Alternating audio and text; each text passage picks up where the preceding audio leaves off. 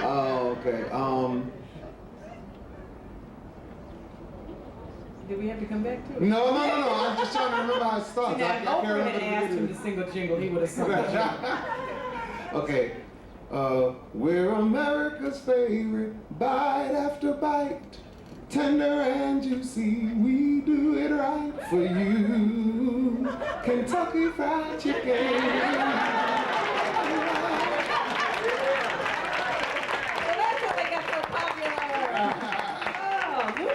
Chicken.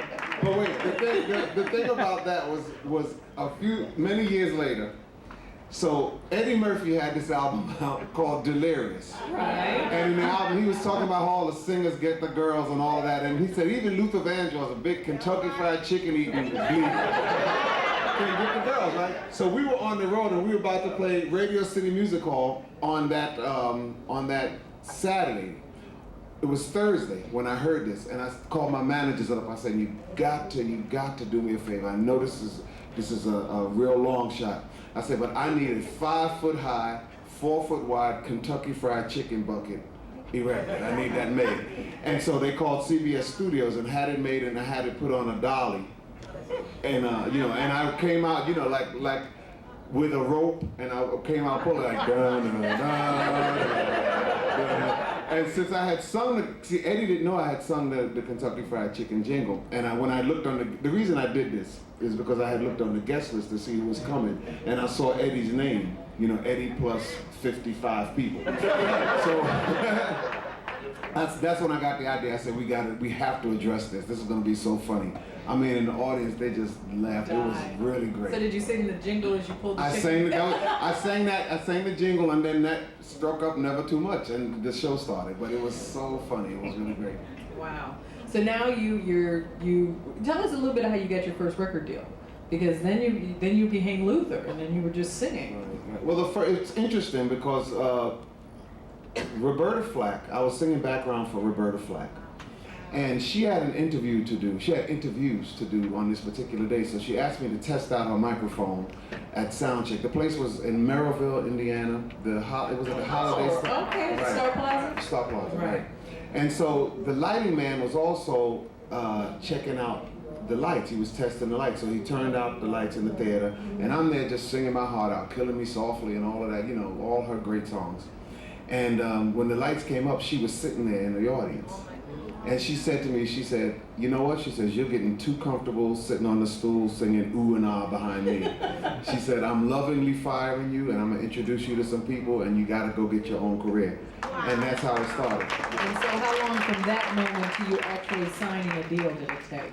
About an hour and a half. Really? No. I was going to say, that's a myth. I was like, that's what people usually think, but maybe because you're Luther, but most people it doesn't happen like that. The money that I saved with Ben Midler and Bowie and Roberta singing background for them, I made my own demos. We went in the studio, everybody paid for free. We got the studio for free, the engineer for free, Sissy Houston and everybody came in and sang for free. And I took the demos around, and Never Too Much and House Is Not a Home. And it got turned down by every record company in the business. Got turned down by every single and I went everywhere. Big companies, small companies, that got turned down. And so as I'm sitting home depressed, watching all my children, just doing what I do. Yeah, right, exactly. I said, I have to give this another shot. I have to give this another shot. So I started with Epic. What had happened was that the person who fate would have it would understand the music that I was making wasn't there the first time that I went. That's why I always tell young people who are doing a career, a record company is a record company, true, but it is also the person that sees and likes what you do that makes the difference, because it could be an entirely different company. Somebody who doesn't understand your music is there the day that you bring your music into the place. So I went back expecting, really expecting rejection, and I put it on, and I saw Locke, and his head started bumping. I said, wait, he understands the groove, he feels it, and he signed me, and that's how it got started. So what was the first album making process like for you? It was, was it rough? No, it wasn't at all rough. It was great. First of all, I didn't have to do it with my money anymore. That makes a difference. So everything was fine once I got reimbursed for the original cost. It was the most exciting time in the world. You know, you're about to make it. You know, I was a kid who would sit in math class and draw pictures of the Temptations and Supremes that I'd seen on Ed Sullivan the night before, you know, and so I mean, my head, my heart, everything was immersed in this business. I wanted that. I never planned, when I went to college, to Western Michigan University in Kalamazoo, I did not go back the second year because I really did not want a plan B. I said, you know, it's going to be this or I'm going to be 80 trying to do it, you know, before. So I said, if I get a plan B, enough rejection will cause me to go ahead and fall back on plan B and all of that. And I said, I'm not going to do that. I'm going to focus my entire life and whole energy into this. And there is no other consideration. So rejection will just have to happen, and if it happens, it'll happen, and I'll keep on going. You know, that's it.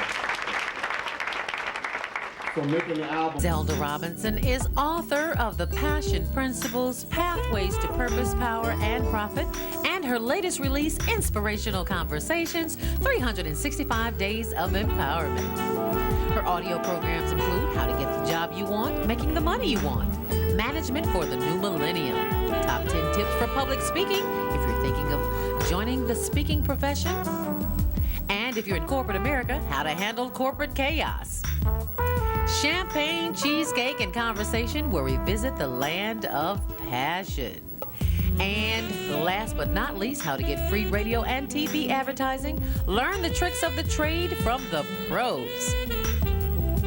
It doesn't matter whether it's live, video, or audio. Experience the Zelda Zone. And thank you for watching ZTV. Stay on purpose. Hi, my name is Tony. You're watching LTV, TTV, Sexy TV. But this is the Broken Arrow Black Rodeo Ride. Fellas do it every year, once a year, and many other activities in between. Rodeos. Always a nice family turnout. Come and enjoy, and I'm sure you'll be happy. How you doing? You're watching ABCZ TV. You want me to stay straight ZTV? You're watching ZTV and enjoy. Smile, homie, smile. So making the album was the most incredible thing in the world. You know, Roberta used to come by every day just to check on things, you know. Yeah, she did that for me too. It sounded like it was Billy Joel down the street, you know. She just came by, checked on me. And, you know, so it was exciting because I was, basically the way they set it up is, you know, I wrote and produced, at that point I produced all the songs and just turned it in with the album cover. The first two albums on Epic Records, they didn't even, when I was 4 years old, my cousins came over to visit me to visit us from Philadelphia. And so in our bedroom, my brother and I had 2 bunk beds. And whereas we usually slept in the separate beds because my 2 cousins, Peaches and Brenda, were there. They slept on the bottom bunk, and we had to sleep together on the top bunk. I was 4, he was 8. I wanted to sleep next to the wall. He wanted to sleep next to the wall. He won. He pushed me off the bed, right? And I fell down and cracked my, you know, my head and everything. My mother's in the room screaming out the window, right? All of that. They didn't start airbrushing my albums for the first 2 albums because they didn't know that anything was going to be a hit or anything. There was no airbrushing, no makeup, no nothing. If you look on the album Forever, For Always, For Love, the scar that's right here where my brother pushed me off of the bed is right there sitting on the shelf with, you know, with the picture. Then everything got serious as a busybody. Both of those albums went double platinum, so everything got very serious. How did you learn about the business as you went? Because a lot of people, you know, they come to the music seminar and they're like, well, you know, we see what happened to like TLC. You know, they got into the business, they signed this great contract, they thought, and then they end up bankrupt. How did you learn about the business and how to manage the business side of the music industry? Right. Well, you know what? That is an ongoing process. That is always a work in progress. You never know all of it. The stars have to align themselves. You have to know a certain degree of it, and then you have to surround yourself with people who are trustworthy and forthright enough to actually do that for you. Because you can't write the songs, sing the songs, produce the songs, help design the outfits, help design the stage set, make sure, sign every check that every stagehand gets. You know, somebody has, it takes people doing that. I don't play violin, I don't know what to tell a string player to do or a cello player to do. That's why Nat's there. You know what I'm saying? Nat does that. I play the piano until he comes in the room, and then I jump up off the bench and tell him what I was trying to do. You know, so and in that way, you involve yourself with a lot of people. And I was lucky enough to surround myself with people who were honest enough to not rip me off. And as a result, I didn't have to be a cast member of Oz.